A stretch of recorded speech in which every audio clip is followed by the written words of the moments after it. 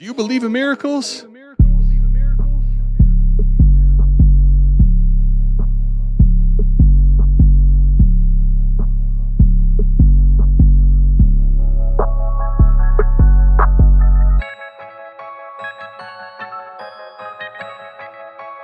We got Fizzle in the house. Fizzle, what's good, man? Fizzle, glad to have you here. Let's go. This the South Harmon podcast. Glad you here today. Hit that Patreon link if you here to stay. Dynasty best ball, that's my favorite way. 40 chess trade show, let's make a trade today or check a AMA. You know Adam at the ATM. Mike always in the building, he gon' stay with him. They gon' start every show off with their own trade. Fantasy's a big ocean, they made their own wave. Make sure you tapping in Tuesdays and Saturdays. Tuesday night, Saturday morning, ain't no better way. Hit that notification bell when the news break. Go subscribe right now, don't get the news late. Destination Devi, that's the team. Dynasty Football, man, that's my favorite thing. I remember Biggie said it was all a dream. Now people watching on their phones and computer screens. Welcome to the team. Let's start the show.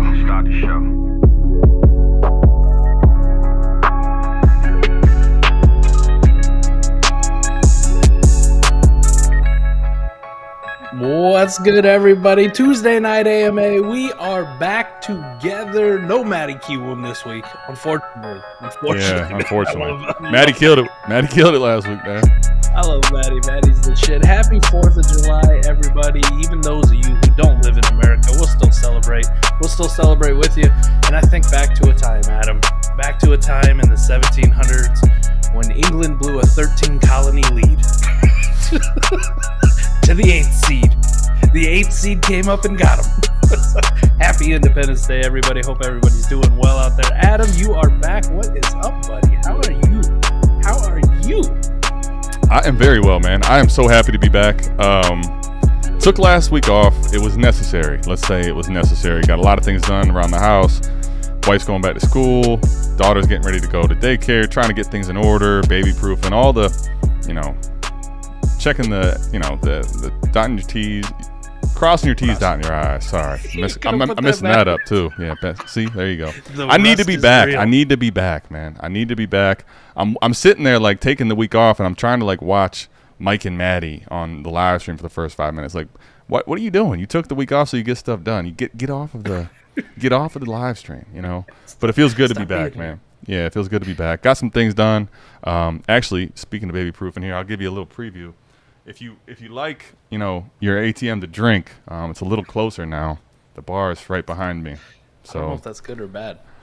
Well, it's not either. It's great. I'm gonna move mine down here. See what my wife says.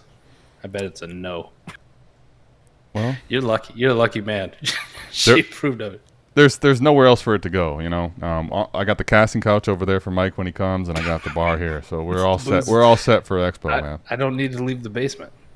I'm gonna be locked in Adam's basement. So if you don't see me at the Friday night party at the Expo, you know where to find me. You got the little basement windows. You'll be good down here. I don't think I'll fit there. I don't think I'll fit. No, you just get some air. You ain't getting out. You get some air through there. Okay. On a 10-hour bus ride, so the stream is much needed. Wow. That is a long bus ride, man. Where you headed, Gump? AB says, $1 million question of the night. Did Mike learn what love is? Oh man. If you didn't catch that part of the trade show, you got to go back. You got to go back and check that out, man. I don't know. I still don't know. You still don't know? Nope. I'll tell you what. You get the bar down in the basement, you'll know. I don't know what love is. All right, I got it. Dynasty Barry says, what's good? All right, Mike. So what's up, DB?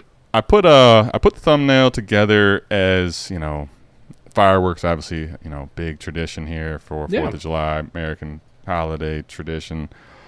Mike, I think, though, what I've found a lot of times, there are some leagues that are just stale and you can't do anything. But like we saw with you on the Savage semester, I got a deal done recently that was something I wouldn't have thought would have happened, right? The only way you get there, though, is sending out offers, lighting the end of that firework and seeing if it'll set off or not, sending stuff out. Sometimes in the dead period, the best way to get it back is to just let one trade go through, right? And all of a sudden the trade envy happens and other people see a deal go through and they want to match it. And then next thing you know, you have 3 or 4 deals in a league that hasn't had people chatting it for 3, 4, 5 days, right? You'll see the on Sleeper, right? The chat bubbles. Yeah, the little pop, yep. They pop up when somebody's been in the chat and Reddit, and you'll go like 4 or 5 days where there's just waivers, right? And there might only be 2, 3 chat bubbles in there. People aren't paying attention. It seems like every time that trade notification goes through, even if it isn't one of yours, because I probably have offers out to random people, you're like, ooh, a trade has been completed. You click on it, and you see somebody else's in there. You're like, damn it, I want to make a trade. I want to trade something. So it is a perfect way to get things popping off. And, hey, you might have to start with the Snakes and Sparklers, right? Big shout out to Joe Dirt, the movie. Joe right? Dirt. You ain't got any whiz bangs, whisker do's, whisker don'ts. You might just have to start out with Snakes and Sparklers, man. Like, just go small time on the 4th of July. Send out something small, see what happens, and it could get the trade envy going across your league. Yep, absolutely. And the crazy part too is I think a lot of times we get so here. A lot of people we collab with and talk with, like we get so deep in the process, and we really talk amongst ourselves in a small community.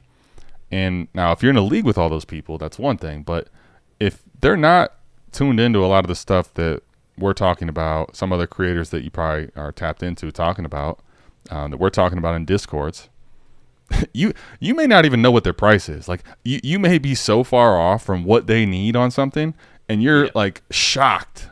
What? They would do this? Okay, I'll take it. The only way you do it is to get a little, back and forth counter going, all that. But yes, Tunchi, this is a Do You Believe in Miracles shirt. Let me ask you this then too. I mean, we're on the topic of it. You want to kickstart some deals in your league. You want to send some out, get some fireworks going. Adam, this has kind of been I don't know. I don't ever really do this, and I know other people who I've heard this shit multiple times from Patreons, other podcasts, other people in the space, right? And I never send out my best offer first. Like, how are you when you send off your offers? Like, if you're trying to get something going, I mean, I'm not out there just to cut somebody's kneecaps off all the time, but I send something that I figure is pretty close to fair. Obviously, I like the side that I'm getting a little bit more, otherwise I wouldn't be sending the trade. But I'm not like one of those where I'm only sending you 80% of what I would actually send. Like, I'm sending you what I would actually fucking send you, man. I'm not going to sit here and go back and forth all day about we're going to counter back. Like, it's pretty damn close for me if I send you an offer. So if you don't like it, like, I don't know what else to tell you. It ain't like I was, saving that first in my back pocket because I didn't want to include it in the deal. If I was willing to get rid of the first, it's in the damn deal. But how are you when you do it? You put yourself on mute, man. That's how rusty you are. Rusty. Well, I know I got to let my man talk. I got to take the mute off, damn it. So I would say that for me, I try to the bigger I get with portfolio, the harder it is for me, Mike, to have all the knowledge on my league mates, right? Now, I preach about it a lot, and I still try to. Like, I have notes on some people. I have things, locked in the brain chamber upstairs, but it's harder to know. Right. If you're in 30 leagues, right? Like, I play in the league. Mike's in almost all of them, so I know on one manager basically what I need to do, and that's either come correct or get bent, get out of here, right? So a lot of times I basically, if I'm sending a deal to Mike, it's going to be basically my 100% offer, or there's so little wiggle room, and Mike's probably going to send me back a counter that's so far from that we have decided that the deal's not going to happen. But Mike, there are times where I know my league mates, and I'm like, all right, I think this is the type of deal he's wanting, and I'm seeing that he's having or wants to make done.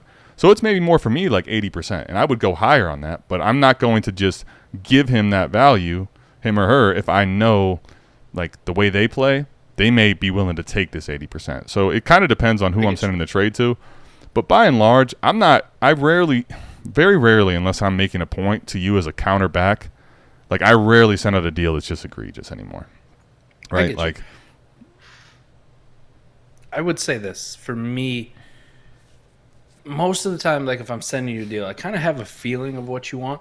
But for me, there's a lot more, especially because you mentioned portfolio and just having so many leagues, that I'll hear something, or we'll have a discussion, or it might be a question on the AMA where I'm like, really, like people really hate fucking Trey Lance this much? Like they despise Trey Lance this much? Like this is a question, Ryan Tannehill or Trey Lance or Jimmy G or Trey Lance, where it gets my wheels turning. And from a portfolio standpoint, I'll just go right down the list of every single league. And I type in Trey Lance and I'm like, do I got a Tannehill, a Jimmy G, a Sam Howell, like one of these guys in this range that I think this is ludicrous.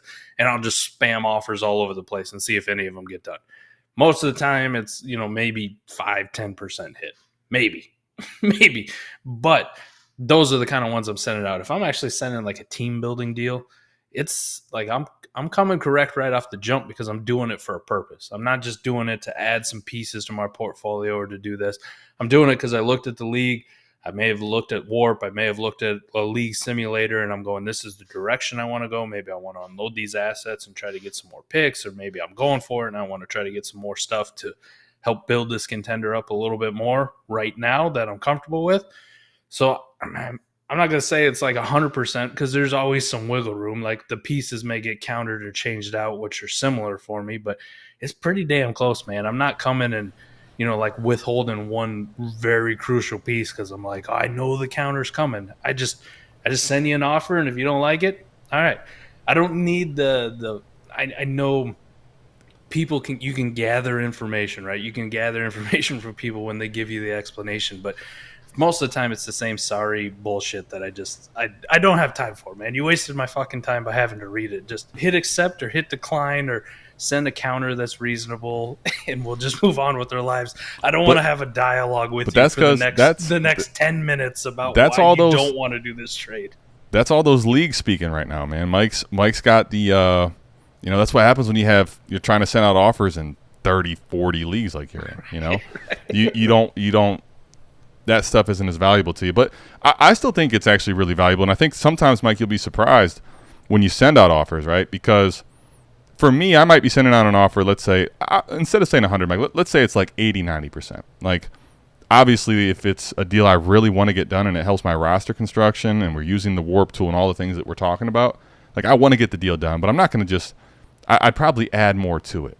So I'm not going to say 100, but it's a very strong offer, let's say, close to my max. So obviously I'll negotiate. But sometimes what will happen back is the structure of the deal encounters will change, right? And sometimes the structure of it changing basically tells me no. Like, I don't want to deal with you anymore. Right. If this is the direction we're going, I'm good. But sometimes, Mike, you'll be surprised that the structure of the deal may change to something you didn't think that would get to what you're trying to do. For example, maybe they want some of these tight ends that you have. Maybe they would take a Cole Kmet. Maybe they'll take a, rookie tight end, a Chig. They'll take a, Sam Laporta, whoever you want it to be. Maybe that's a piece they'll value. And all of a sudden, you weren't really inquiring or putting that into your offer because you didn't think it got you to the negotiating table of someone way higher. But that sometimes is where it's still valuable for me, is just knowing that type of stuff. Even if a deal doesn't get done, I see, okay, they're willing to take some of these tight ends. So if I get some of these tight ends and I have too many of them, this is a team I can go maybe pawn them off at. Like, stuff like that I can find, One more thing before we get to the super chat, we'll move on and start getting questions. Is Adam, this is kind of like tongue in cheek too, but is there anything more infuriating in trade negotiations than, like, you didn't even put the player on the block? You just get a random DM like, what do you want for this player? And now you got to remember what fucking league you're in with this guy or girl or whoever the hell it is. Like, I don't even know what league I'm in with you. Mm-hmm. Or what league are you talking about? They're like, what do you want for this player? I don't know, man. You're the one who came to me. Why don't you kick? Why do I got to do the fucking work for a player that you want to trade? Because they know that we have a process and they're tapped in, so I think they're probably afraid to send stuff sometimes. Oh, I've gotten plenty of that too. I'm guessing, by the way. You guys let me know in the comments if I'm way wrong Adam, on that. Let's just say you and I have done a lot of deals back and forth together, and it's tough negotiation sometimes with us, but never once have I ever sent you a fucking DM being like, hey, what do you want for Tua? Like, I'm not going to make you do the work. Adam, what I'm going to do is I'm going to send you an offer that I think maybe you want for Tua. Right? We'll see. And if you don't want it in this league, that's fine. I'll find another one maybe you do. But I'm never gonna ask somebody like, "Hey, what do you want for this guy?" Like, no, just send the offer. The worst they're gonna do is say no. It's kind of like applying for a job. Like, they don't throw you in jail if they decide not to hire you. Okay, they just tell you no. Like, no, you're not a good fit. We're good. We're going with somebody else. Yeah, I mean, never understood that one. I don't mind it, man. To me, I think one of the edges I have in playing, and I could be wrong on this, but I think one of the edges I have on playing is figuring out people. And I think people skills are big in trading and understanding the way they get stuff done. I'll be honest, I'd rather you just come hit me with a deal, and then I see a DM that has a deal as opposed to what do you want for this guy. I don't even know what league we're talking about here, right? Like I gotta ask a question to even answer the question. That's what's difficult about it, right? Now we're talking 30 minutes before I even know what we're talking about, right? But like that's okay. I'll play the game. It's just, you know, knowing that that's their tactic. They don't want to. They're probably not someone that's sending a bunch of offers in mass quantity, right? So you got to kind of play the finesse game with a person like that versus, hey, boom, offer. You willing to take it? They're going to think about it, send you a DM back. Like you kind of get to know different people you play with that way. Again, it's harder to keep it compartmentalized and noted when you're playing with, you know, hundreds of people, but it's still, for me, an edge I think I can play up. So I don't mind it. It's just I now know that this isn't going to be the old, you know, back and forth counter until we get a deal done type stuff. Fly Meat Watts said in chat, Best is getting the screenshot of the trade they're thinking of. Yeah, oh my gosh, man. I will say, you know what? I'm going to, AB, we'll get to your super chat, by the way, but yeah, we got to, I'll put it up later. But that one to me, like, and I'll see that in our Discord or in other Discords, it's like, why are we screenshotting the proposal?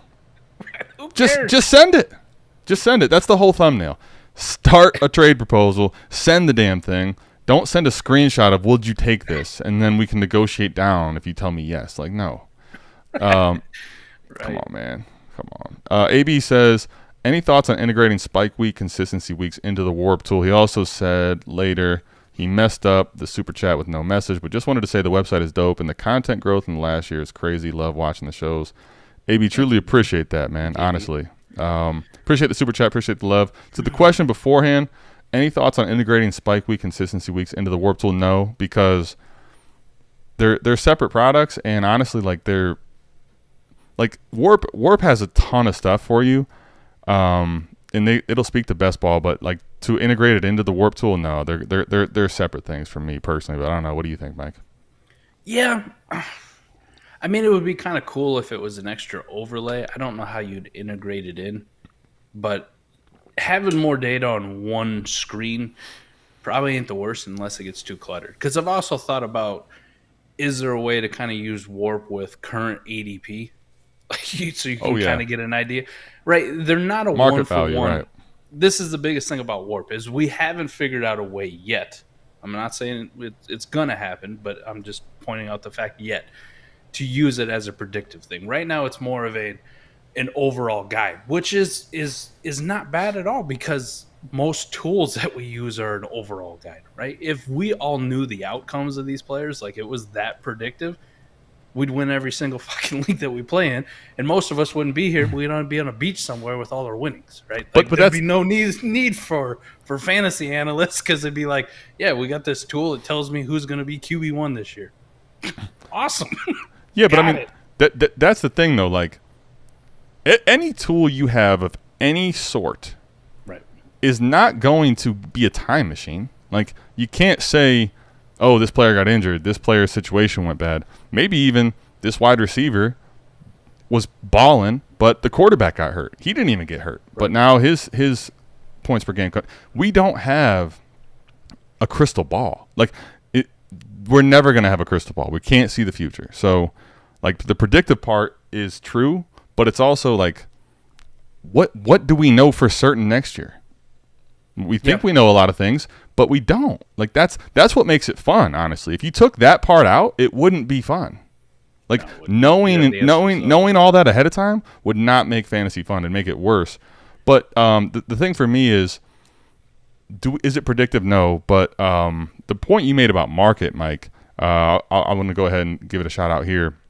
Scott and I are going to be working on a a new mini series called Dynasty Mind Warped, and it's going to be about applying WoRP to all the different type of leagues, the intro of WoRP, utilize it in different teams, and then also there's going to be a whole segment on how to utilize WoRP in your league now that you've figured it out with the market value. Because honestly, Mike, what you hit on there, we just talked about that on the trade show we just recorded before here. That's one of the biggest edges, I think.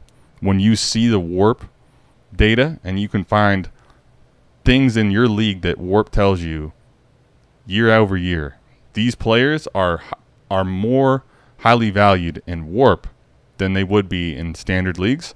And the market is going to say that, Brandon Ayuk is not as valuable as a quarterback like Kenny Pickett. But in this league, Kenny Pickett, if he hits his ceiling, we all hope, is maybe Brandon Ayuk in WoRP, right? When you see stuff like that, that's where you can play up the market. And I think that's one of the biggest things for me is trying to figure out and illustrate how you can utilize this data, which isn't predictive of the future, but shows you skill groups and how they compare to other things. And utilizing WoRP in market is huge, I think. I think there's still a need for two separate ones, right? Like it'll never be one number. There's no need for it. And Scott kind of talked about it here too, right, in his comment. You're getting 100% of the WoRP in best ball. Well, I'm not going to say 100% because you're going to have some guys who, the WoRP is in the free agent pool and wasn't on a fucking roster, right? Theoretically. But you're going to capture most of it, 99%, let's say, whatever. The WoRP gives me the average, right? The WoRP is giving me the average, and I can search on a per game basis. And Koopa has a great job built into the tool where it's not factoring in games that they actually didn't suit up. They were on the injury report, so it doesn't count against them. It's not like they got a 0. Now, if they played a couple snaps and then got hurt and missed, you're still fucked. Like it's still bad. The spike week consistency data is great for me if I want to zoom in on, like, say I got 2 players that are 0.7 WoRP average, right? For the entire year. I wanted to zoom in and figure out which one is, and I think the range of outcomes this year is the exact same. Like, let me give it like a Jerry Jeudy, Michael Pittman Jr. Same kind of dynasty value. I fancy him in the same kind of range of wide receivers. I see the same range of outcomes on where they could finish the year. They're given basically the same kind of WoRP. But I wanted to zoom in and I go for best ball. Which one of these guys is doing it on a more consistent basis and is more consistently going to make my lineup? That is usually the guy I'm going to go to. Like the WoRP will tell me that, yes, they're very similar, but I can look at it and go, well, Michael Pittman Jr., this is just an example. These aren't the actual numbers, but Michael Pittman Jr. is only up there in WoRP because he had 3 weeks where he was a top 5 wide receiver, and the rest of the year he didn't do shit. But Jerry Jeudy was a top 24 wide receiver 7 times. He didn't spike, but 7 times he was in my lineup, and he was an advantage over somebody else that I'm facing head-to-head. So that's where you zoom in a little bit farther and you can kind of still separate the two. That's why I think I still like both tools as like they're each individual. Now, I wouldn't be opposed to having something where I could like hover over, see the ADP, see the WoRP, and see the spike week and consistency data, and then I'm able to process it all in one page, and I don't have to have 6 tabs open, to go back and forth between stuff. But that is, the current situation I have. So as far as like integrating it, it'll never be one number, but it could be something where you could navigate it from basically the same system. You know what I'm saying? Yeah, no. And that's something that we're working on building out. And over time, we'll transition stuff from the Patreon and the Discord and just Google Sheets to the website and have integration of different tools where you can try to use things, in a easier click in the button, how they compare to the other one. I'm with you though. Spike weeks and consistency weeks though, for me, not that it doesn't mean anything in lineup, but it's a lot more best ball minded for me when I look at those than it is necessarily in lineup. I like seeing that for best ball purposes because I want to roster construct my team with guys that have a real shot at spiking and then also backfill with guys that are consistent, right? I like to have a combination of the two there. WoRP doesn't necessarily change that for me, how I want to roster the spike weeks and consistent guys for best ball teams. So, I think I appreciate that. And by the way, T Sandiford 08 picked up the WoRP tool in South Harmon. Very nice tool. Appreciate it, man. Yeah, MFL just came out. We gotta give Koopa a shout out too, by the way. MFL is now available for all of you guys that play in these crazy, ridiculous leagues that have outrageous scoring, that you don't mind seeing the bad, terrible, screenshots of trades for. We have it now. We have it, and you can plug it in, see all the leagues on MFL. So big shout out to Koopa for that, man. Right. This is going to be the interesting thing when you and Scott do this WoRP series, right? There is so much to talk about. So much. That's why it's like a mini series. It's nuts, man. It's nuts. A mini novel or whatever you want. It's basically a book on tape, we'll call it, right? Like, book on tape. Go on back in the day. I mean, but the thing is, like, there's some leagues, Mike, and MFL has the ability to really customize scoring a lot. That's one of the things MFL does have way over Sleeper. I'll just tell you, Mike, there are some MFL scoring settings that I've seen that the WoRP shows, and you're like, what in the world am I looking at? Now, most people probably aren't playing a lot of leagues like that, but, there's going to be some of those wacky scoring and really unconventional scoring, and WoRP kind of shows that. And then how do you really look at that, and what do you do with it? Yeah, I saw a question in there too, like, could you use WoRP for redraft leagues? Absolutely. 1,000%. That's probably mostly what you're going to look at it for. If you think about Dynasty with WoRP, all right, like Kyle Pitts is a good example. I'm kind of just slotting Kyle Pitts into the fact that I hope he's like a top 6, top 7 tight end, like this year. Like, I hope that's the outcome. In a redraft, I don't have as much interest in him because I look at it and I go, if that's the range of outcomes, he just kind of falls into the range where I don't give a shit. But in Dynasty, I give a shit a lot in Dynasty because he carries that market value. Not because of production, but because of youth. So you factor in all the youth into Dynasty. WoRP is a little bit less. I will say I use more WoRP for trying to build contenders, which is the redraft mindset in Dynasty, than I do anything else. I'm not really looking at it for long-term Dynasty production outside of the fact of the separation of skills, like skill players. If I'm not competing, I don't care how good the WoRP is for running backs. Like, I'm not taking them because people don't like running backs. Right. And like, that's not how I'm just – if that isn't my goal to compete in 2023 in a startup, I'm not going to take running backs, even though they may be very high on WoRP. Because when you're rebuilding, it's a lot more about market than it is about points, right? The only thing I really look at for the long term for Dynasty is the separation between quarterbacks and the rest of the skill players. Like, how big of an advantage – like, startup is going to be probably the cheapest time I'm ever going to be able to get 2 elite quarterbacks. How big of the advantage is it worth it for me to mortgage a lot to go get these guys? And it may not even be for competing. It may be just for long-term success because I know I'm going to get kicked in the teeth when I come asking for one later when I'm ready to compete. So might as well get it out of the way now. But, yeah, redraft. The underdog leagues. I talked about it with Ike and Gene on their podcast when we did the NFC East, like threw in some WoRP numbers on some of the players we were talking about. Hey, you should use it for there. If you have a reasonable outcome or prediction of where you think a player is going to finish, just kind of plug it in. It's not a 1-for-1 replacement. Like, RB16 isn't going to be RB16 next year. It isn't going to tell you that, but it'll tell you the range of where they're going to finish relative to the scoring of that league. And you can get an idea of what I should be drafting. So redraft, it's actually a massive tool that you should definitely be implementing because you don't have any of the value that comes into it. No one gives 1,000%. A shit about value in redraft, right? You're just trying to get the best team on the field. You only care about value during your actual draft, probably, and you're trying to get the best value on your team. But after that, it all goes out the window. You draft someone in the first round and they get hurt, they go to the waiver wire and nobody else wants them in redraft. That's the way it works. They're out for the season. No one cares. It's done. It's done. Right? Like, nobody cares. That's the whole point. That's where WoRP really actually. I think it really can be awesome for Dynasty. I think Dynasty, we're gonna see how much this tool can change the way we view things. But in redraft, if there's the only thing in some of those redraft leagues that are very vanilla is the WoRP makes a lot of sense. Like, if you're playing in like a lineup start 9 and there's only a bench of 15, like, that's where, we all know that. Like, the WoRP isn't that different across a standard league like that. But if you're playing in any type of different scoring setting, different lineup, different starters, even in redraft, it's a huge advantage because you'll see in different leagues you may have biases that are not what WoRP is showing you to do. So 1,000% it can be used for redraft. All right. So let's get into some. We got a bunch of questions, man. They're coming in hot and heavy. 14 team Superflex start 11, Mike. So any suggestions on how to approach running back? 3 running backs and 3 receivers with 2 flex. It's a best ball league. Ooh, this is our question, man.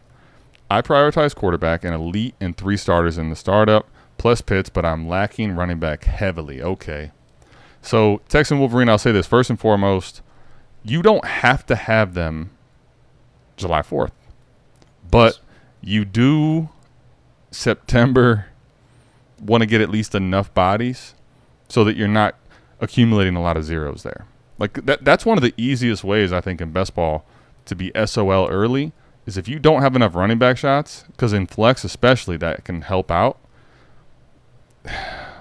You may be out. You could actually have a pretty decent roster build, but if you have if you're saying you're lacking running backs heavily, you don't have any, you may be in trouble before you get the chance to go find the cheap ones. Right. It's one of those things like shout out to WoRP. This is somewhere you can plug it in and you can see how big of an advantage it is to have the wide receivers or the running backs.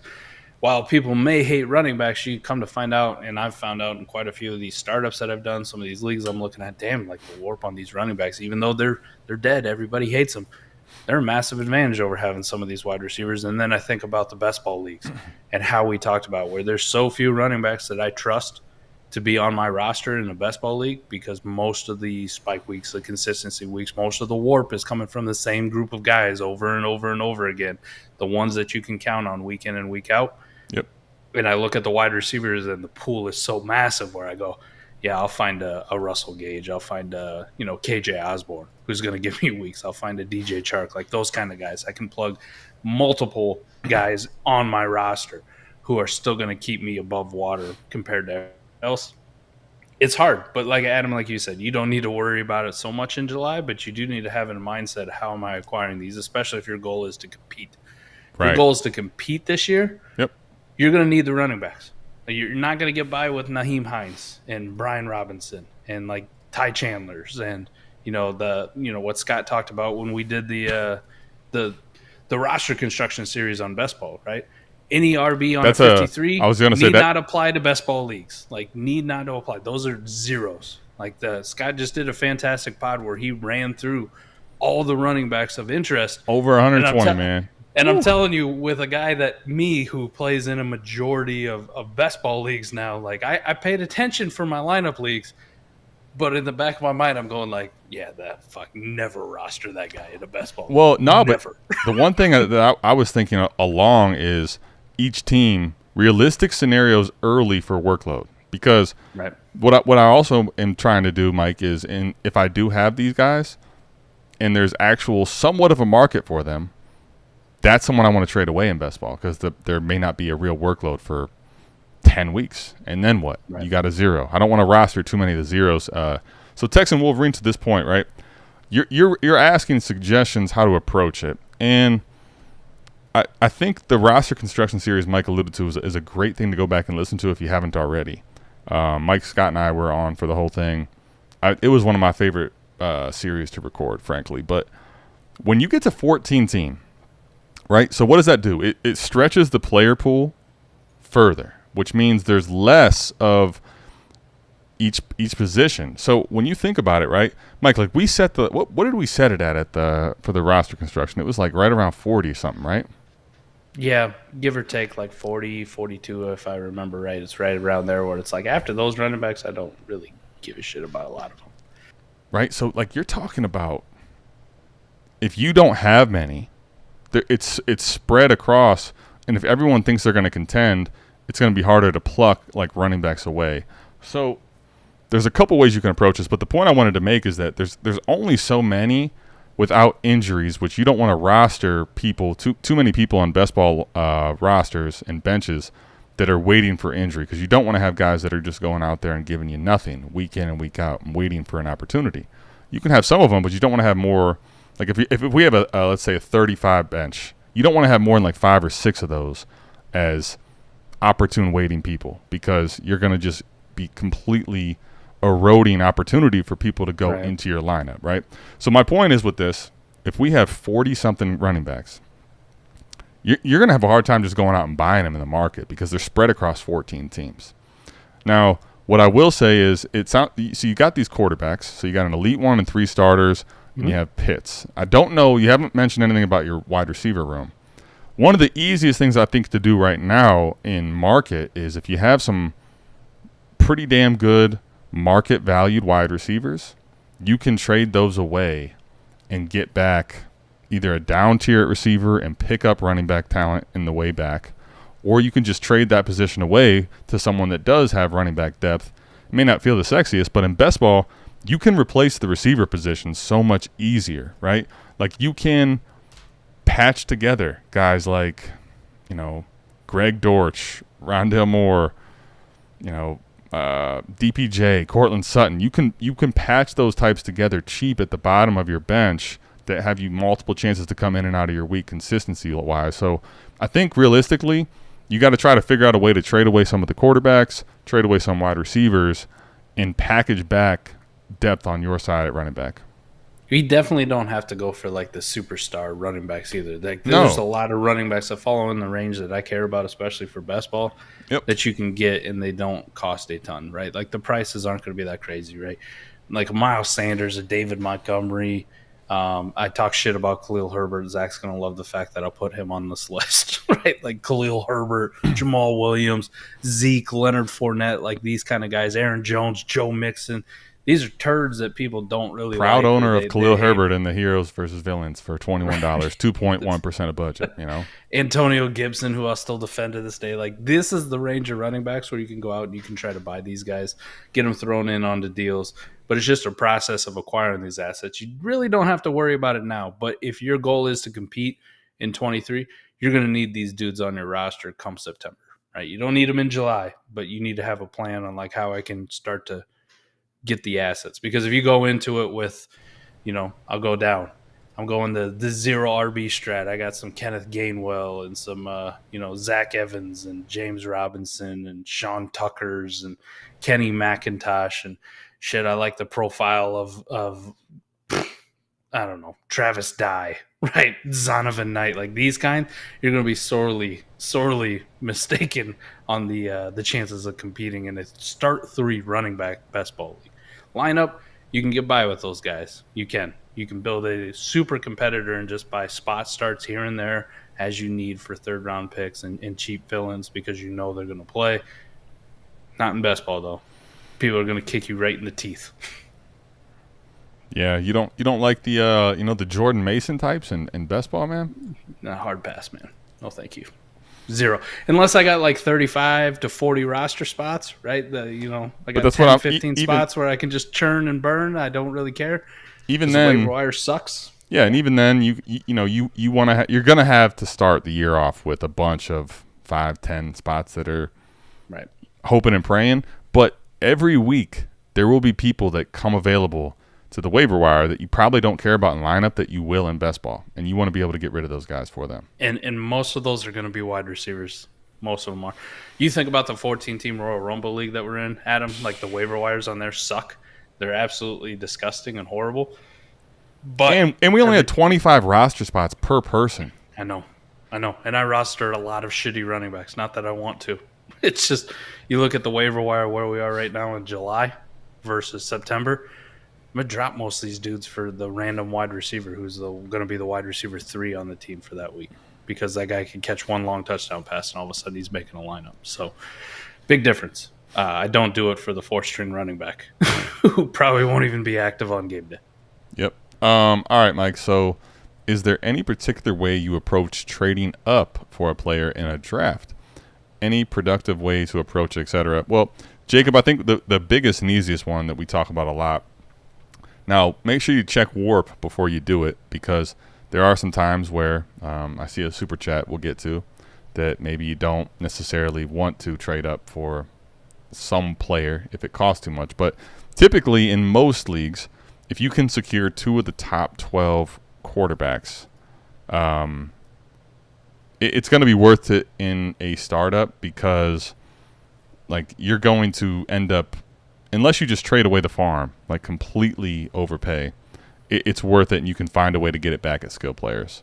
So if I'm trading up for a high-end quarterback, Mike's talked about this quite a bit when he finishes the startup series that we started a while ago. I'm on the clock now, like I have to. Right? Yeah, I mean we're getting out. It's almost startup season will be over, but if you can, Mike, go ahead. I'll let you talk about like you're in the startup series what you talked about trading up. If you can get rid of 2 and 3 every time, you'll do that, right? Yeah, I think this has been my biggest progression so far in Dynasty is the fact that there's very few assets I'm willing to trade up for anymore. You remember when we first started out, it was like, I can't believe that this running back slipped to this round, or I can't believe this wide receiver slipped to this round. And we used to trade up aggressively for those kind of guys. Like, I'm going to hammer the shit out of this. This is a round below ADP. Easy. You guys are tripping, right? Yep. Yeah, I don't do that shit anymore. I'll trade up for top 8 quarterbacks. Or let me say this, like top 13, 14, 15 quarterbacks if that back half like falls way too far. Like, and I'm talking like they got to fall in the third round. Yeah. Third, fourth round. Like, what are you guys doing, man? Like, Kyler, Stroud types, right? Yes. Yeah. Yep. Like those types, yes. And I will trade up for probably 2 assets I can think of off the top of my head, and that's Justin Jefferson and Jamar Chase at wide receiver if somebody was going to be stupid and let those guys fall to the second round. You know what I mean? Yep. Like, just because I know the market on them. But those are the only ones I feel safe about. I'm not doing it for anybody else. I'm not doing it for – I'm a Kenneth Walker believer. I can't believe he's around in the 6th round. If he's around in the 6th round, obviously the rest of my league doesn't fucking value him. He's a running back. He's a dangerous asset. I'm not doing it. I'm not doing it for that wide receiver 2 or that wide receiver 3 that I love anymore, because most times you get bit in the ass. And this is what – Scott has talked about a lot with leverage trades. It's something you've kind of embraced it. Like, if I'm trading up, I don't have the leverage. The guy trading down is the one who's getting the leverage. He's making the bet on whatever the hell he gets from me. Say I'm trading up in the 4th round, and I got to send my 5th rounder, and I got to send, I don't know, a 24-second, right? Let's not even get crazy. I got to send a 24-second as a grease piece because I think I know better than you. I'm making the bet on one player. He's making the bet on a similar player who has the same range of outcomes as that guy, plus he gets a free 2nd-round pick, right? He only has to hit on one of those things to be right. I got to hit. I get 1 shot. He gets 2. So I'm not really into it anymore. Outside of the leverage pieces, like the Chase, the Jeffersons, the top 8 quarterbacks, or one of those, top 13, 14, 15 quarterbacks if they were to fall too far. So, yeah, trading up strategy anymore. I'm really not into it, and I'll fucking let it hurts me. It hurts me like if Saquon fell to the 5th round, like it would hurt my soul. But I'm not doing it unless the price is just so stupid. Really? Like, you wouldn't send the 24 first now for Saquon anymore? I'm good, man. All right, I'm good. Damn it, man. That's growth. That look at that. That is a face that doesn't like to answer that question that way, but that is growth. If you understood, if you knew Mike the way I knew Mike, you would know the stubbornness and the growth that took. That's big. Yeah, I'm good. I'll pass. I'll keep my 24 first. You can make the bet on Saquon coming out of a startup. Good luck to you. Fair enough. T. Sandiford 08. Sorry, man. I missed this question. I had it starred, and I don't know how I missed it. So I wanted to make sure I got back to it. By the way, Corey, I know your super chat's there, but this one was sitting there for a minute. So in shallow best ball leagues, 12-team, 25-man rosters or less. Okay. 1.5 tight end premium. Would you prefer to roster a limited amount of tight ends and risk getting a 0, or roster more tight ends and reduce the other positions? The one thing I will say, T. Sandiford 08, for this question specifically, if we're going to do this, I do actually too want to know how many starters we're talking about, because it does change it a little bit for me. Given that it's a 1.5 tight end premium, it's not like that's below the threshold of like significantly mattering. But if we're starting 9 players, like I don't really want to throw in a 0 at tight end as much. If we're starting 12, let's say, a lot more willing to say this, I can forego this position and just stream even the grossest of gross, however I have to. Man, oh man. It's a great question, though, by the way. That's why I wanted to make sure I got to it. I'm not as comfortable going super gross, right, Adam? Like in a lot of these startups, these best balls, I've gone Start 11, Mike. Perfect. That's actually like right in the middle, sweet spot. Like I've gone super disgustingly gross. You know what I mean? Like super, where it's like Dawson Knox is my tight end one, and it just gets worse from there. Like that bad. But I got the roster spots to do it. I'll throw 8, 9, 10 tight ends if I have to at the position just to try to find enough guys to do it.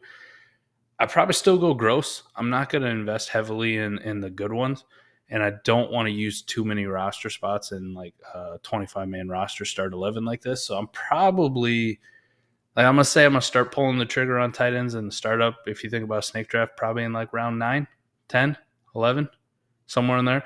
And I want to get 3, maybe 4 of those guys on the back end to fill. And I know like if I get this group of tight end, let's say 12 to 20, if I can get 3 or 4 of those guys, that's all I'm going to get at the position. And then as I counter injuries or guys that are droppable, if I see somebody on waivers, I'll go ahead and pick them up if I need to. But generally, I just want to allocate less than, what is that, a fifth of your roster, your total roster size of the tight end, and I'll just move on. But they don't have to be super elite guys. Like I'm just trying to get some guys that I know are going to have, like if I look at that range of guys for last year for spike weeks and consistency weeks, I mean, you're probably looking at guys who got like 3, 4, 5, 3, 3, 3, 3, 3. Like, and I'm just trying to string together some ones. I'm going to have some weeks where I don't have anybody who's above average or gave me a spike week, but I'm not going to have flat out zeros because not a lot of guys here are, like tight end 50 on the week or tight end 48 on the week, right? They're all in the 19, 18, 17 range. Not enough to matter, but not enough where I got to spend a shit ton of roster spots and put my efforts elsewhere. Yeah, so I think T. Sandiford, I think he put somewhere in there that the roster construction says like right around 4. And I think I wanted to talk about this spot. And the reason that the roster construction says that, basically, the WoRP and, for the other players and probably receiver is going to end up being like flat, if that makes sense. Like it's going to be to the point where the reason that it's telling you to roster 4 is because you're going to have a better chance of having the tight end spot go higher. But then on top of that, like there's some of those times, Mike, where even in 1.5, it seems gross, but you're going to end up in best ball flexing a Gerald Everett or something, right? Because if you have 4 or 5 of those top 20-ish guys, like there's going to be weeks, even if you have a good wide receiver room, where 5 or 6 of them do nothing. And that's where I think the tight end room in best ball, just throwing a bunch of shit at the wall, South Harmon, like, that is very actually it makes a lot more sense in best ball. And I think in lineup and best ball it's very different at the tight end position. So if you talked about this in lineup, right, you'd rather almost just have one of the top 5 guys, and then if they get hurt or something happens, you plug in a 0 WoRP or a low end WoRP guy in, and just know that you have a hole there and the rest of your team's really good, versus having 4 or 5 people to pick from every week in lineup. It would make no sense. So it's very different in best ball and lineup in the format of this for tight end, in my opinion. Just looking at like some game logs on 1.5 tight end, like tight end premium like this, like and what some guys were scoring, like 15, 14, 7, 19, 4, 19, 11, 9, 19. Like Jamar Chase in a PPR league is scoring 20 points per game. Like, you can't tell me that if a tight end in a 1.5 scores 19 points, that ain't making your lineup in a plus advantage. Like, that's a spike week. That's a guy who, hey, ta-da, made your lineup. And some of these, like, 14s, 13s, like, double digits, like, those are going to make your flex spots occasionally, right? And it's a little bit easier than 1.5. It ain't the end-all, be-all, but I think 3 to 4 of those guys. I'll probably go with 4 and get a little bit crustier. But, 3 ain't bad either. But 3 if a bit nicer. The main thing to think about, too, is an approach to the tight end position in best ball. So last year, right, and Mike, I'll let you, because you put the sheet together, the actual parameters. So what is a spike week and what is a consistency for a tight end? Right. Like for the tight ends, just because of the position, it's so flat from after the elite group of tight ends. Usually at scoring, it's just so gross. This is something I'm gonna have to sit down and look at again. But originally, when we put this together, like you want a spike week at the tight end position, you got to be top 3 or top better. 3, right? Yeah. Okay, that's what I thought it was, top 3. And then what was the average? Was it 12? What was it? 8. 8. Okay. Oh, that's right. 3 and 8. Okay. And so, like, to give context to this question, Corey, I know you super chatted, but I want to get to this because I think this is one of the keys in best ball. If you think about this and you look at the spike and consistency chart, okay, so what you're looking at, there were 30, count them, 30 tight ends that had a spike week last year. That's a shit ton. That's crazy, man. That because it's top 3 for the week. Right. Like 30 different tight ends were top 3. Mo Alley Cox, Trey McBride, Jelani Woods, Cade Otton, Greg Dulcich, Chig, Gesicki, Jordan Atkins. I mean, Mike, you're talking about if they're a body out there because of how the tight end position works, if they're just going to get a touchdown and happen to get 4 catches and 40 yards, there's a chance that could be a top 3 week, right? And fucking Josh Oliver's got a spike week. Like Josh Oliver, man. Come on. And what you will see, though, when you look at the back end of it, right, there's only so many that have consistency weeks, right? Yes. The difference, when you look at the spike weeks, right, which is like 30, when you look at the consistency weeks, there's like 40, which means there's only so many bodies. So the point is what I'm making here, it's a long-winded way of saying you're not going to typically find in a Dynasty Best Ball League on waivers, even in 25-man rosters, oh, this is a guy that's going to, he's getting 60, 70% of snaps, and he's going to have real chance to make your lineups in on the waiver wire. What you will find on the waiver wire are some people that can make your lineups at other skill spots.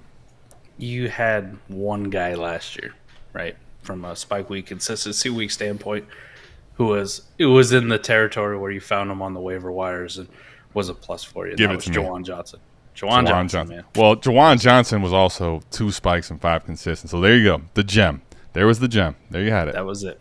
That was the only one you had. Everybody else drafted on a roster, not waiver wire fodder. So a little bit tougher. Man, talking all this work gets me kind of fired up. I love it. Corey, we'll finally get to happy 4th, boys. Little late, Thanks, but I Corey. hope everyone is here pouring up. You already know we're pouring up. Corey, since you're late, pouring up's a lot easier now. The bar's right there.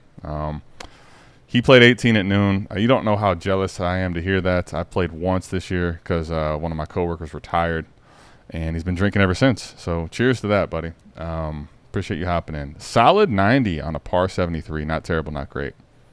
Nice. That's that's par for the shithead way, right? I don't know what I'd shoot. 160. How many? The question is, how many do we count? I think is the answer to the question. How many mulligans do I get? How many beers would I drink? That's probably the better. You heard about have you heard the Chulligan? Oh, well, let's go. I'm good. I'll chug it. So forever. the Chulligan is like, all right, you hit a bad tee shot. This is some new thing I saw out there.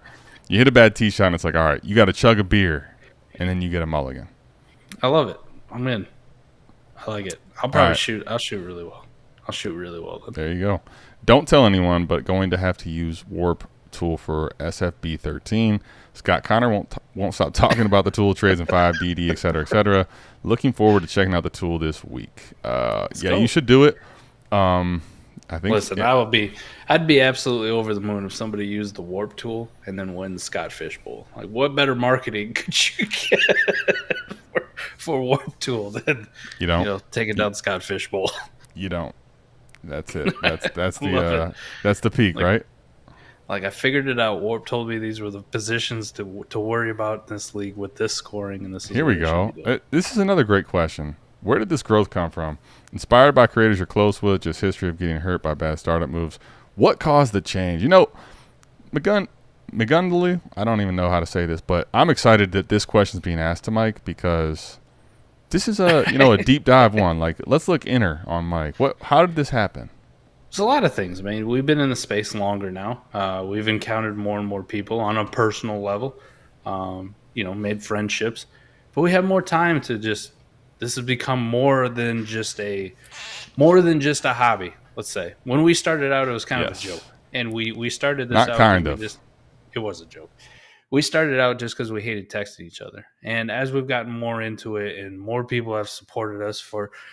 Listen, I'm completely upfront and saying I have no idea why anybody's here, why 70 plus people tune in on 4th of July night. It's because of Koopa. To look at my ugly face and listen to my dumbass talk, but we appreciate the shit out of it. But it's been the growth in the space and being around a lot of smart people, right? So creators I'm close with. But yes, a big part of it, Adam, is trial and error. When those best ball leagues first came out on Sleeper, there were best ball dynasty leagues, but I had to play on like FFPC, and I refused to do MFL. Like I not a fan of MFL because I think it's ancient. I feel like I'm playing Oregon Trail and fantasy football at the same time, and it's not something I really wanted to do.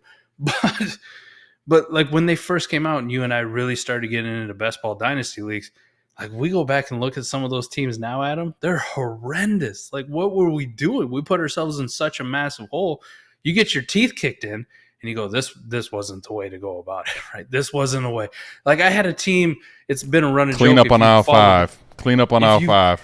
If you followed the show long enough, you know I did a startup where I went 0 wide receiver in a best ball league. 0. Do y'all want to know? Do y'all want to know the first receiver? Shout out to well, actually, now he's the first receiver supposedly based on beat reports for the best quarterback in football.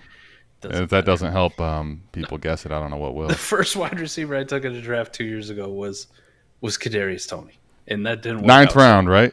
Right, 10th round. 10th round. There we go. I waited even longer, but yeah. So history of getting hurt, figuring things out as you go.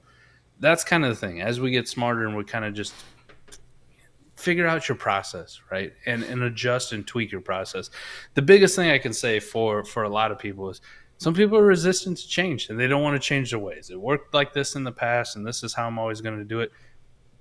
That's fine if you want to do it, but that's not something like my end goal is to make money. My end goal is to kick your teeth in the leagues we play in, and I always have the bragging rights. Oh, man. Bro, we have a super chat. See, we have a super chat that's – damn it, he kind of beats my thunder, but I'm going to get it out anyway. So here's the thing, right? It's no different. Like I have a, young girl at home. Mike has raised 3, right? And there's this old adage of, don't touch the stove because it's going to burn you. But here's the thing. They're all going to touch the stove until they feel that it burns them, right? Right. There's no way they're going to do it just because you tell them. They don't believe you. They just see it. They just see it. They don't know. They've got to get burnt. And here's the thing. That was what I wanted to say. And Scott came in with the super chat. And Trey Lance is the player who still makes Mike revert back to his childlike state. Damn it, man. He's still willing to go back to the stove for Trey Lance. I love it. I will say I'm still sick about the fact that I was busy. I was literally tied up in meetings. I work in sales, and sometimes you just get brought into meetings.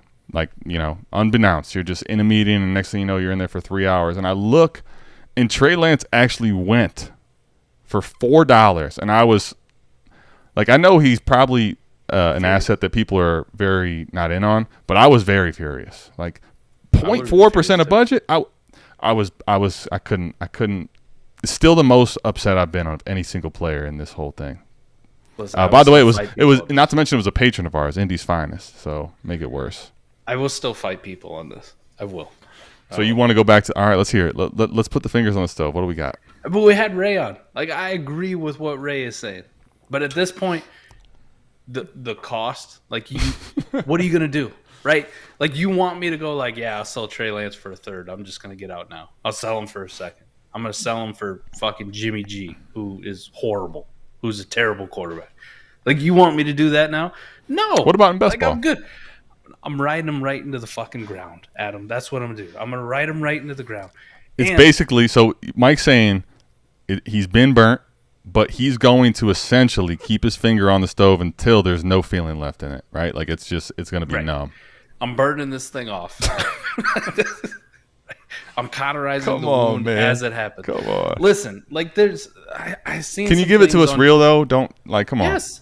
All right. I've seen some things on Twitter, and like my biggest pushback has always been, people act like this is just another situation. This is Paxton Lynch. Paxton Lynch was a 26th pick, man. He wasn't the 3rd pick. Get the fuck out of here. Like, I saw something on Twitter today, so I took the time to do the research, to look at it, because this is a situation we've never seen before. The exact situation, right? Somebody had posted about Blake Bortles got this many games, Sam Darnold got this many games, Baker's gotten this many games.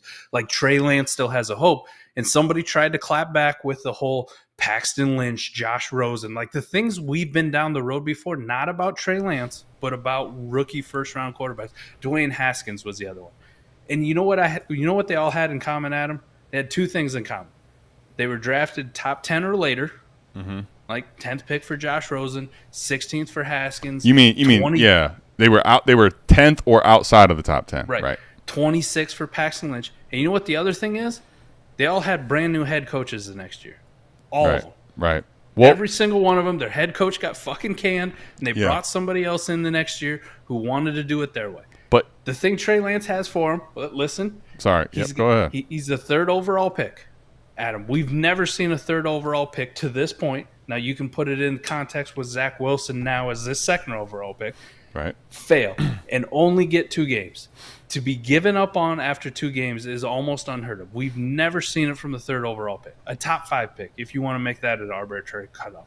Doesn't really matter. The other thing that they have going for them, and my other pushback is, people act like Brock Purdy is just going to walk back in week 1 with an elbow that got torn to the point where he needed repair on it. Like a surgery that we rarely see, a torn UCL from a quarterback. We rarely see this.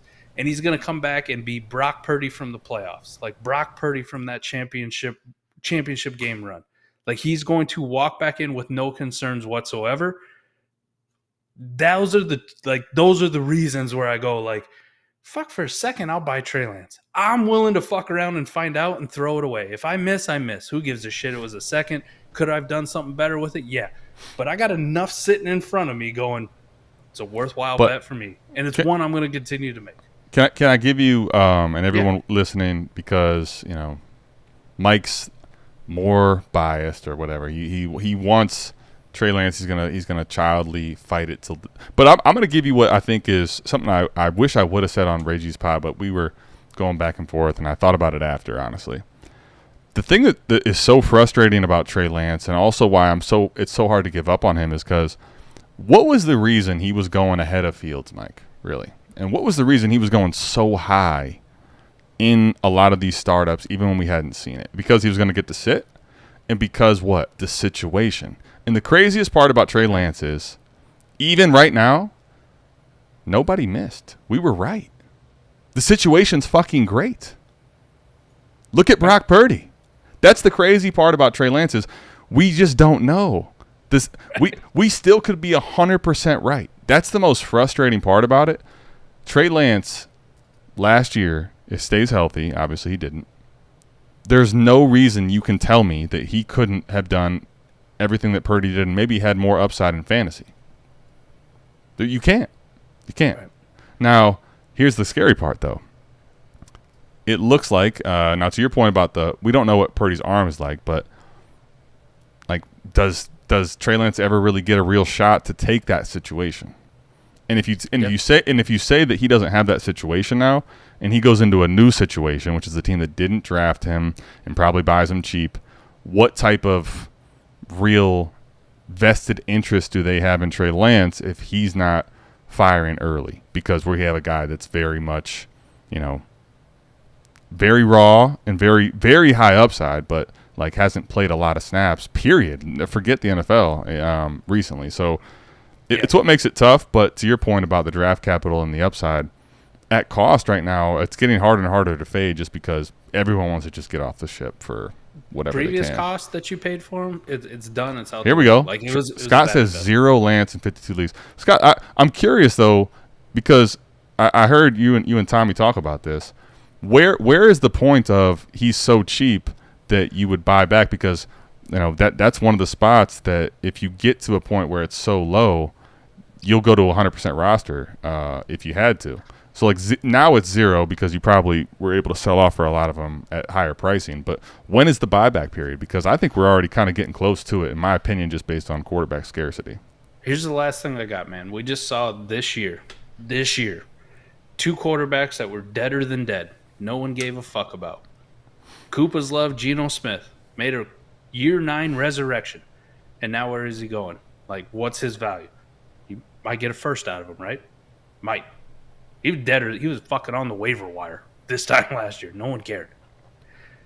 Jordan Love. Sitting behind Aaron Rodgers. Remember when it was crazy? Like, people are sending early second-round picks. I traded him for Love. Matt Ryan last year in the offseason and got praised. That's what I'm saying, okay? We don't know. He's a young quarterback. We've never seen the situation. I don't feel the greatest about Brock Purdy. One, the talent-wise, that's irrelevant. But you have to at least acknowledge that the elbow surgery was a big fucking deal. We don't know if he's going to make it back, how he makes it back. You know what, though? Scott, this is actually something I've been meaning to say, too. When Trey Lance gets to this crazy criminal cost, because here's the thing. If he's not starting week 1, and whether that's via Sam Darnold and then Purdy takes over later, what do we know? He's gonna become dirt cheap. Like, he's already dirt cheap, but it's gonna get really bad. The greatest part about this scenario is what? San Francisco almost always has injured quarterbacks. What if Trey Lance gets the job back just because by default? And now he's in a great situation, which we've seen. How many quarterbacks have we seen be very good in this offense?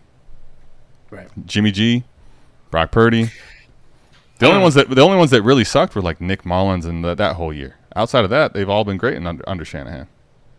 To me, I don't know. Maybe this isn't the greatest advice, just being honest about it. But, Adam, it's like the stock market, man. You get in on a meme stock that you think is hot, right?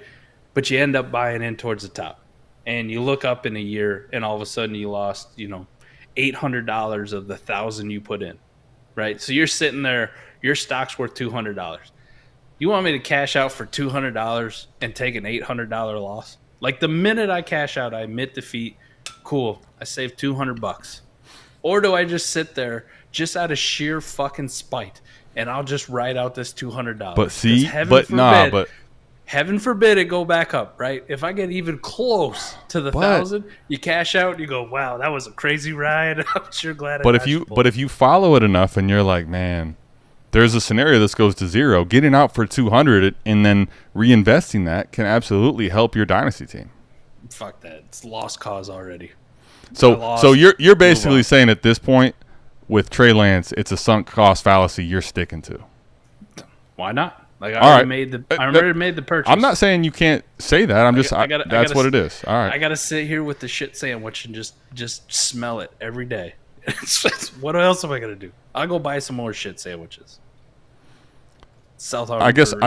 I guess my point, Scott, would be that you can buy him for free in this scenario before you have to pay anything. When he gets dirt cheap. If he's not starting or playing by the first month of the season, he's going to be. People are panic selling. They're already panic selling. Imagine what they're going to be selling for in October. Mike's going to have 100% Trey Lance rostership. Just watch. He's going to say, you know what?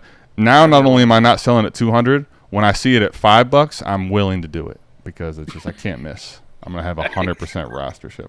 I don't know how we did a whole pod with Ray, and this turned into a 20, 30-minute thing on Trey Lance. I guess really because it's the dead period, there's not much else that's as interesting as him. So here we find ourselves again. Yeah. Mike, this is interesting, though. You're basically like, listen, running back, I learned my lesson. All this. Trey Lance, I'm not leaving. I'm not fucking leaving. You have to show me an example where it's failed. I could show you a billion examples of the running back where I learned my lesson. Oh, where I see. Where you got kicked in the teeth, right? We've been kicked in the teeth over the last couple of years. McCaffrey will move back under center before Trey does. That's wild. Jesus. Oh my God. I think we could leave that there. You're an asshole. I'm glad you're back, though. No, but I mean, the crazy part though is that it feels like people forget that Christian McCaffrey had a bunch of injuries, doesn't it? Yeah. I mean, a different situation than the quarterback. All right. Any other questions besides Trey Lance? Because I think at this point now, That's all we've talked about it for so long. There's nothing to pivot to. Everyone's putting comments that are strictly Trey Lance. That's right. Your boy getting up at 4 a.m. to go to work. So. Oh, Mike, you trying to dip? All right. I was gonna ask a couple things real quick. Yeah. Are there any players right now for you that two different ways? One, someone wants to contend, right? And so you're willing to try to buy some of the young players off of them, or players that maybe don't fit the true contender build, or vice versa, someone that's rebuilding.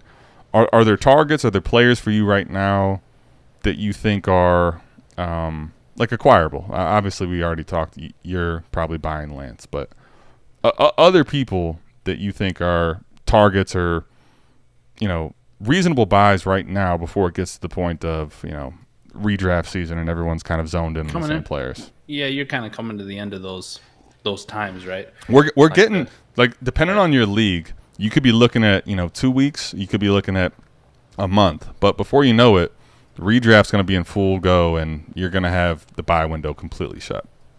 Generally, I would say I'm pretty set where I just I'll explore deals, but I'm not really popping off too many in lineup leagues. I will say in best ball especially, like I'm if I can get something stupid cheap, like something dumb, like people hate Mike Evans to the point where like, hey, give me a third for Mike Evans. Yeah, of course I'll do that. Give me a third for Tyler Lockett or Brandon Cooks. Like, yeah, I'm going to go out and try to buy those kind of guys in best ball. Lineup, it's a little bit more sketchy because you're carrying all the risk the minute you start pushing some of these assets in. And I still would like to, make it through a preseason without a J.K. Dobbins, torn ACL, a Travis Etienne broken foot. Right. And those are like, we're on the higher end of assets. But even some of these other guys, right? Tyler Lockett has an injury in training camp that's, a pulled hamstring going to keep him out 6-7 weeks. It's like, fuck, I just burned that pick on, that third could have been so many other things. Like I could have bought so much else. So generally I don't want to push liquidity or what I built right now in. It's still July, but I will explore it if it's stupid cheap. If it's stupid cheap and it's a worthwhile risk, whether you like Trey Lance or not. If you're telling me it's a second, or I got to send you Jimmy Garoppolo for Trey Lance, or you want Brock Purdy straight up for Trey Lance, by all means, here you take them. Like I'll go down with the ship. But for the other skill players, not a whole lot. Some of those contending pieces, like up tier guys, though, the Devontae Adams, the Stephon Diggs, the Tyreek Hills, those guys that we're pretty damn certain are still going to be really good this year. Those are the guys that I'm looking at. What's your take on the whole Tyreek Hill situation? I don't care. It's cool. It's off season. Well, I'm just making sure. We got nothing else. I'm just making sure because we have a lot of stuff to talk about Trey Lance, but you know what I mean. No, but Tyreek Hill is the news cycle sucks. I was already buying before that, and I've leaned into buying more. If there's any person that was any type of fear, 1,000%. Yes. Those are the type of things that I will buy on every single time. Like I'll tell you another one to the same degree, Mike. And I'm starting to get to the point where, like, I'm wondering, are we even going to see anything happen? And that's Alvin Kamara. Yeah, you could be. No, I mean, he still could get a suspension, but, like, we're getting to the point where his court date's at the end of the month, though. I know, but, like, is there a chance that he ends up playing more games than we think? That's my question at this point. There's always been a chance. People act like that's my point. But people have been basically selling more and more like he's definitely going to have a certain amount of games suspended, and we don't know anything yet. Correct. That's my point and that's the whole offseason cycle point that I'm making is if I can buy Kamara, it's a totally different cost than if I can buy Tyreek Hill. You can get Kamara sometimes in a startup in like the 13th, 14th round, man. I'm actually kicking myself that I didn't get him in this auction because I had already got 2 players, so I was out on getting them. But yeah, there's a lot of targets I think for me. But those type of things I'm willing to buy on. Anything else you got before we get out of here, buddy? Let me just make sure we didn't. Man. Oh no, we got a question up here. Hold on. Contending team have Purdy, trade away Stroud, Pittman, and Shakir, and a 25 third. He'll get back Lance, Diggs in 24 seconds. Thoughts appreciated. No. I mean, I assume this is Superflex. I was just going to say I'm assuming Superflex first and foremost. Yes. Superflex, no. Yeah. 1 QB, if it's 1 QB, yes. There's no way it's 1 QB, though. There's no way. It's a Superflex, no way. Not with where I would need to. I would need to know with what? With Stroud? With Lance. That's a massive down tier quarterback. Of course. For people, yes. Yeah, I think the only way I would even consider this is if I have a really, really good quarterback room. Nope, I don't consider it then. Well, my point is that's step 1 of 2, and then I need more. I need more on my side coming back. But if I have quarterbacks to play with, okay, I'm fine throwing away what you're doing. Like I'm fine losing Stroud and Pittman. Yeah. But I need more than Diggs in a second coming back because Lance pretty much is waiver wire fodder. So right.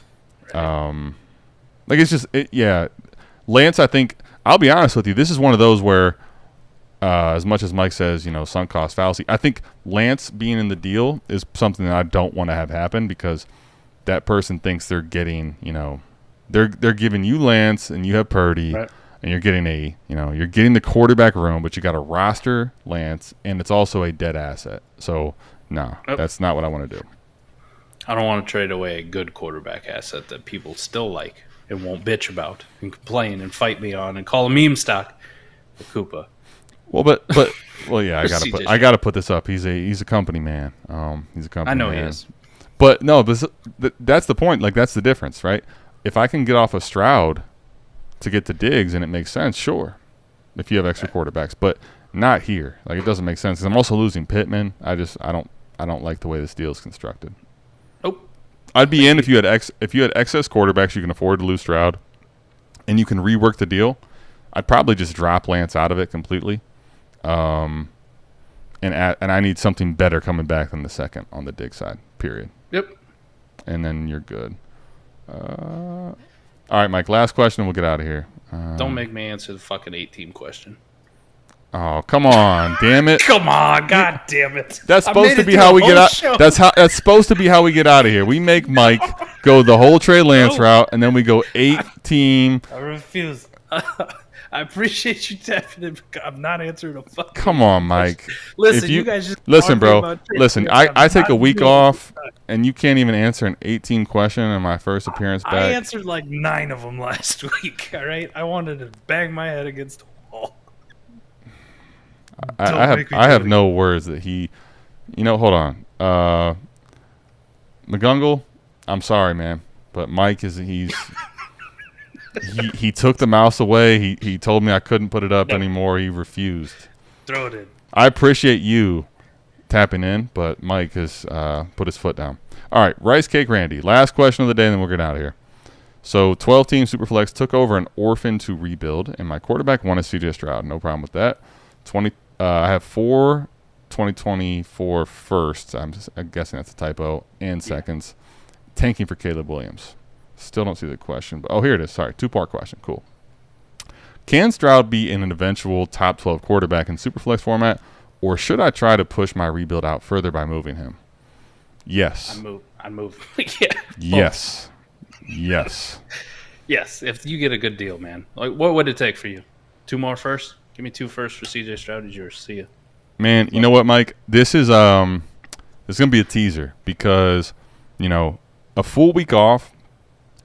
I can't tell you what it does for your brain as far as like not being able to talk things out and just just storing stuff and thinking about things. We're doing it for 4D, Mike. It doesn't have to be this week, but I really want it to be soon. Because it's almost like, in Step Brothers when they have to go to the real world, What do I do if there's inclement weather, right? Like it's the quarterback horde. What do I do next? And the same question I think kind of applies here, but